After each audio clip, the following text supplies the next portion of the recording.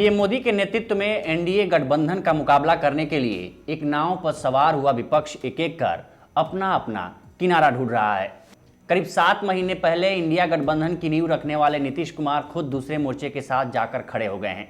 हालांकि उन्होंने कोई ठोस जवाब नहीं दिया कि आखिर उन्होंने महागठबंधन से अलग होने का निर्णय क्यों लिया। लेकिन जेडीयू के महासचिव केसी त्यागी ने तमाम टीवी चैनलों को दिए इंटरव्यू में इसके पीछे की वजह कांग्रेस और इंडिया गठबंधन में सब कुछ ठीक नहीं होना बताया था। अब नीतीश के बाद पश्चिम बंगाल की मुख्यमंत्री ममता बनर्जी के तेवर भी कांग्रेस के खिलाफ तेज हो गए हैं।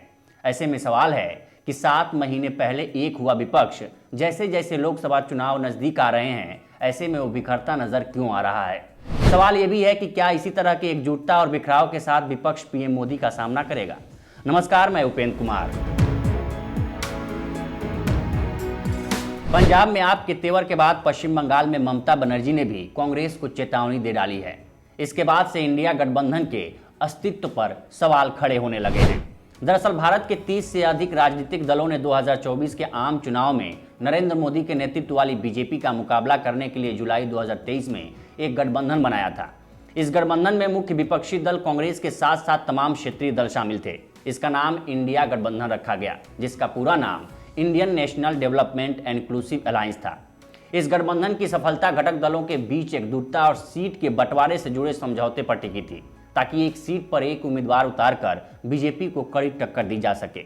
लेकिन जैसे जैसे लोकसभा के चुनाव की तारीख नजदीक आ रही है, वैसे वैसे विपक्ष में बिखराव की एक मोटी लकीर खींचती जा रही है। इंडिया गठबंधन से नीतीश कुमार का अलग होना एक बड़े झटके से कम नहीं था, क्योंकि उन्हें एक वक्त इंडिया गठबंधन के पीएम के उम्मीदवार के रूप में देखा जा रहा था। लेकिन जिस नाटकीय तरीके से नीतीश कुमार को साइडलाइन किया गया, उसका सारा ठिकरा भी उन्होंने कांग्रेस पर फोड़ दिया। हालांकि खबरें सामने आई थीं कि जब इंडिया गठबंधन के कन्वीनर के तौर पर नीतीश कुमार का नाम आगे आया, तो सबसे पहले इसका विरोध ममता बनर्जी और आम आदमी पार्टी ने ही किया था। बाद में उन्होंने मल्लिकार्जुन खड़गे के नाम पर सहमति जता दी थी। ऐसी स्थिति में राजनीति के जानकारों का मानना था कि इस घटनाक्रम ने कांग्रेस को ही जिम्मेदार ठहरा दिया। क्षेत्रीय पार्टियों के बीच ये संदेश गया कि इसके पीछे की स्ट्रैटेजी कांग्रेस की ही थी।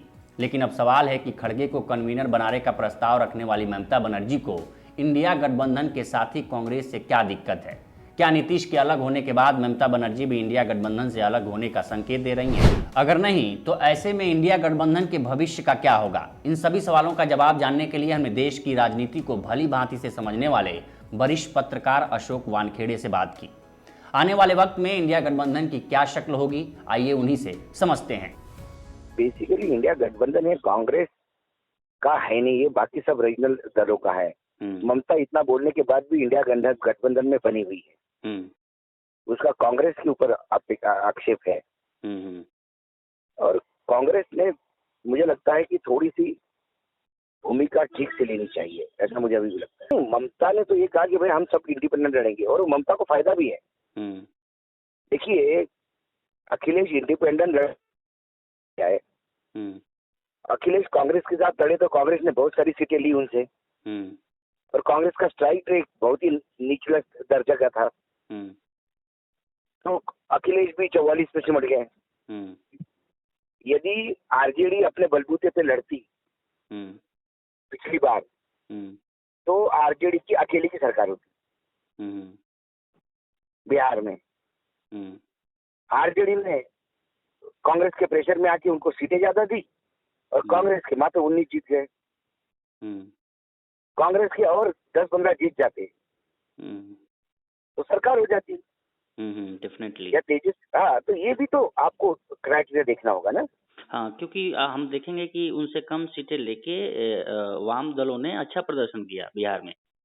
तो वही तो मैंने कहा, आप 4 सीटें ले लीजिए और 4 जितवा के लाइए, 100% स्ट्राइक रेट है। आप 40 सीटें लेके 5 सीटें जीतते हैं, तो आपका स्ट्राइक रेट कहाँ जाता है? 10% भी नहीं जाता। मुझे बताइए, यूपी में 2.25% का वोट शेयर है, कहाँ से आप 40 सीटें मांगेंगे, 50 सीटें मांगेंगे? 20 सीटों की भी औकात नहीं है। 2 सीटें मिल जाए, खुश होना चाहिए। मोदी का चेहरा, ये मीडिया का परसेप्शन है। मोदी खुद ही डरे हुए हैं।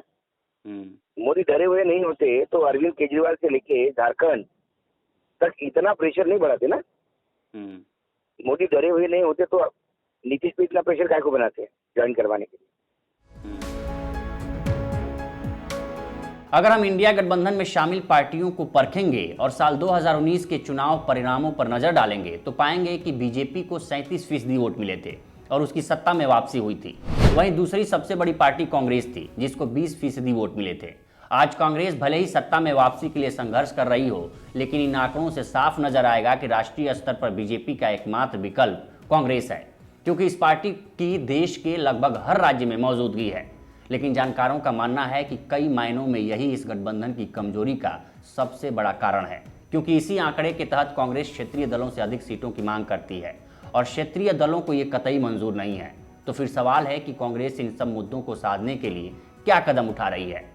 देखिए, राहुल गांधी जी भारतीय जनता पार्टी उसके दमन और शोषण के खिलाफ पूरे देश में भारत जोड़ो न्याय यात्रा के माध्यम से लगातार यात्राएं कर रहे हैं, लोगों से संवाद कर रहे हैं। ठीक है, अब अभी तक सीटों के बंटवारे को लेकर हमारे बीच में कोई बैठकें राष्ट्रीय स्तर पे नहीं हुई है। हालांकि कुछ घटनाक्रम बीच में ऐसे हुए हैं जिसके आप कह सकते हैं कि जैसे बिहार में हुआ, झारखंड में हुआ, तो भारतीय जनता पार्टी केंद्र सरकार अपने सरकारी टूल्स के माध्यम से जो हमारे एलआई है, जो हमारे इंडिया गठबंधन के लोग हैं, उन पर दबाव बना रहे हैं और उनकी गठबंधन को तोड़ने का लगातार प्रयास कर रहे हैं।